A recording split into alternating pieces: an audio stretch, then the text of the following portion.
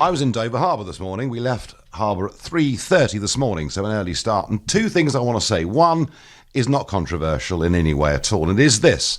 On the 26th of May 1940 began Operation Dynamo, overseen by Admiral Ramsay, what we now better know as Dunkirk. And it went on for the best part of a week, and 1/3 men, two-thirds of them British, a third French soldiers, were got off the beaches and back to safety in the United Kingdom, albeit without tanks, without equipment, but we did get the men back.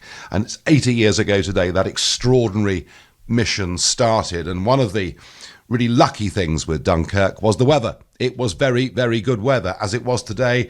And of course, 800 small boats, everything from trawlers on the beach at Deal to pleasure cruisers up in the Thames in Oxfordshire, went across and joined the Royal Navy on that remarkable expedition. So again, had it not been for COVID-19 and the crisis we're in, I'm sure you'd have read and seen a lot and heard a lot about the Dunkirk 80th anniversary today, but unfortunately these things aren't being talked about much. I was there for a different reason, but it does concern small boats, albeit those coming in the other direction. So my big criticism last week was that I uncovered something that had never been seen or shown before, which indeed was that the French Navy, we've given the French 61 million quid to stop illegal migrants coming to Britain, and actually they were escorting these illegal migrant boats out of French waters and handing them over directly to the British Border Force. And at the end of last week, we heard on the VHF the French saying, we will have to do this differently. Well, sure enough, this morning, we came across on the horizon a French boat escorting a dinghy out of French waters. Change of tactics. The French Navy boat was further away from the rib than it had been last time. And when they saw us come into view, they kind of turned broadside on and zigzagged a bit and pretended it was nothing to do with them.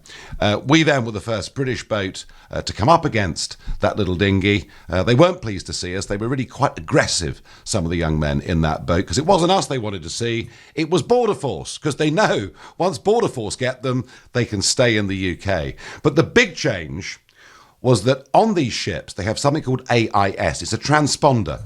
So you can actually see and map the route that these vessels take. And the big change from the French from last week to this week is they're now, when they're doing these escorts, turning the transponders off.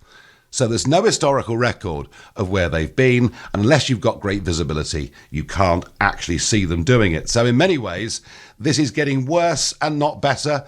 I think there were 6 boats that in total came into Dover today, including a kayak.